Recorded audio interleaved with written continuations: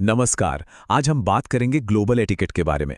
देखिए, आज की दुनिया में हम सब ऐसी टीमों में काम कर रहे हैं जो दुनिया भर में फैली हुई हैं, है ना? तो ये समझना बहुत ज़रूरी हो जाता है कि हमारे काम करने का तरीका दूसरों से कितना अलग हो सकता है। कभी ऐसा हुआ है कि मुझे ईमेल भेजा और उसका मतलब बिल्कुल ही उल्टा निकाल लिया गया? हम सबके साथ होता है ना? और ये बड़ा फ्रस्ट्रेटिंग हो सकता है। पर मजे की बात यह है कि अक्सर इसमें किसी की गलती नहीं होती। दरअसल ये सब होता है एक अदृश्य, एक इनविजिबल कल्चरल लेंस की वजह से। सोचिए, ये एक ऐसा चश्मा है जो हम सब ने पहना हुआ है।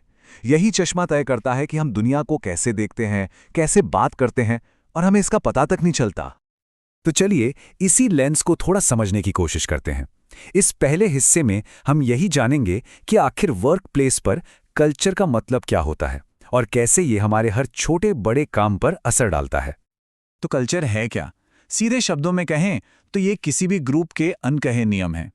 यही नियम तय करते हैं कि भाई ज़रूरी क्या है, बॉस से बात कैसे करनी है, मीटिंग्स कैसी होंगी।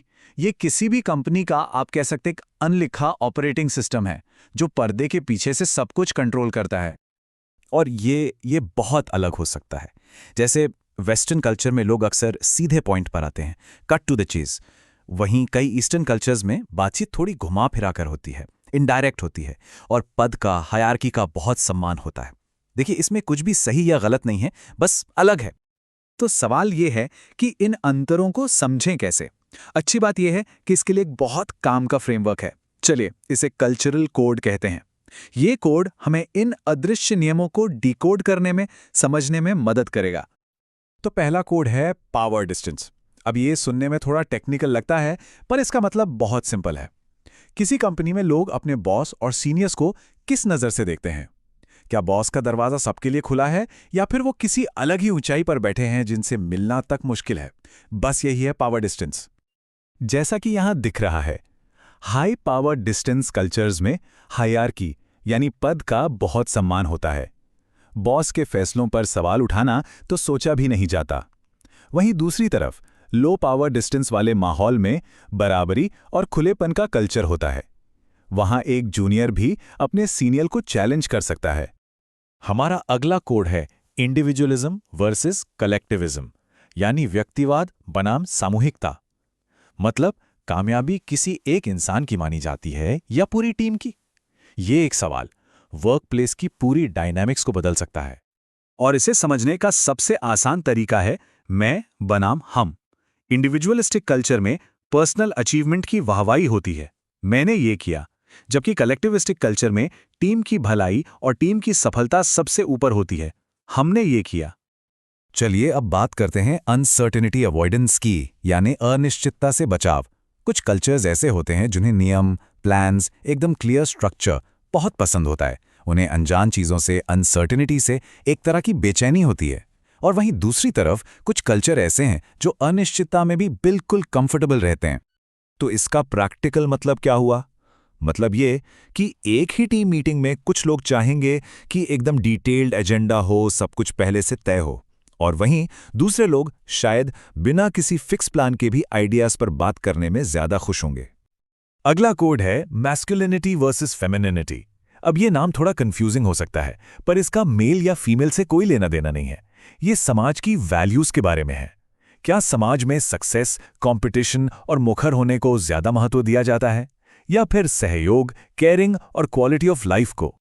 तो जो मैस्कुलिन कल्चर्स हैं, वहां लोग सबसे बेस्ट बनने के लिए मोटिवेटेड होते हैं, जबकि फेमिनिन कल्चर्स में लोग एक दूसरे के साथ मिलजुल कर काम करने पर ज्यादा जोर देते हैं। और हमारा आखिरी कोड है टाइम ओरिएंटेशन, यानी समय को देखने का नजरिया। क्या टाइम एक सीधी लाइन है जिसका सख्ती से पालन करना है, या फिर वो ज़्यादा फ्लेक्सिबल है जिसे थोड़ा मोड़ा जा सकता है? ये नज़रिया डेडलाइंस और मीटिंग्स को लेकर हमारे बिहेवियर पर बहुत गहरा असर डालता है। जैसे लीनियर टाइम वाले कल्चर में मीटिंग 10 बजे है, मतलब ठीक 10 बजे, 1 मिनट भी इधर उधर नहीं। लेकिन फ्लेक्सिबल टाइम वाले कल्चर में एजेंडा या डेडलाइन बस बातचीत शुरू करने का एक पॉइंट हो सकते हैं, कोई पत्थर की लकीर नहीं। अच्छा, तो थ्योरी तो बहुत हो गई।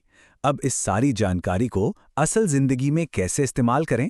चलिए देखते हैं कि इस थ्योरी को रियल वर्ल्ड सिचुएशन में कैसे अप्लाई किया जा सकता है। चलिए एक सिचुएशन इमेजिन करते हैं। एक बहुत फॉर्मल मीटिंग चल रही है। एक फ्रेंच कलीग जिनके कल्चर में ह्यूमर काफ़ी आम है, बातों बातों में एक मजाक कर देते हैं। लेकिन उनके मिडिल ईस्टर्न पार्टनर, जहां फॉर्मेलिटी बहुत ज़रूरी होती है, वो इस मजाक को शायद गलत समझ सकते हैं। तो यहाँ गड़बड़ क्या हो सकती है? देखिए, फ्रेंच कलीग का इरादा तो शायद बस माहौल को थोड़ा लाइट करने का था, लेकिन इससे बेअदबी या गैर पेशेवर रवैया भी समझा जा सकता है। ये सीधे सीधे पावर डिस्टेंस और अनसर्टेनिटी अवॉइडेंस जैसे कल्चरल कोड्स से जुड़ा मामला है। तो ऐसी सिचुएशन में क्या किया जाए? सबसे पहले तो इस अंतर को पहचानिए, फिर थोड़ी समझदारी और एम्पैथी के साथ सिचुएशन को संभालिए, शायद ये समझाकर कि ह्यूमर को लेकर सबके तौर तरीके अलग होते हैं, और आखिर में सबका ध्यान वापस मीटिंग के असली मकसद पर ले आइए। यहाँ कुछ आम गलतियां हैं जिनसे हमें हमेशा बचना चाहिए। सबसे बड़ी गलती ये मान लेना कि मेरा तरीका ही यूनिवर्सल है। ये भी याद रखिए कि चुप्पी का मतलब हमेशा ना नहीं होता, और मजाक या जेस्चर्स का मतलब हर जगह अलग हो सकता है। और हाँ, समय की धारणा भी हर जगह एक जैसी नहीं होती। तो इन सब बातों का निचोड़ क्या है? निचोड़ यह है कि हमें मिलकर काम करने के लिए एक दूसरे के बीच पुल बनाने होंगे। इसका मतलब दूसरों को बदलना नहीं है, बल्कि एक दूसरे को समझना और उसके हिसाब से खुद को ढालना है। और जब हम ऐसा करते हैं तो जो स्किल हम अपने अंदर डेवलप करते हैं उससे कहते हैं कल्चरल इंटेलिजेंस। यकीन मानिए, आज के ग्लोबल वर्कप्लेस में ये किसी सुपर पावर से कम नहीं है। ये विश्वास बनाने और जाहिर है बेहतर नतीजे हासिल करने में मदद करती है। तो मैं इस बातचीत को एक सवाल के साथ खत्म करना चाहूंगा। आज हमने जो भी समझा है उसके आधार पर ऐसा कौन सा एक छोटा कदम है जो हम सब अपनी कल्चरल अवेयरनेस बढ़ाने के लिए उठा सकते हैं? शायद अपने किसी दूसरे देश के कलीग से उनके कल्चर के बारे में बस पूछ लेना। सोचने वाली बात है।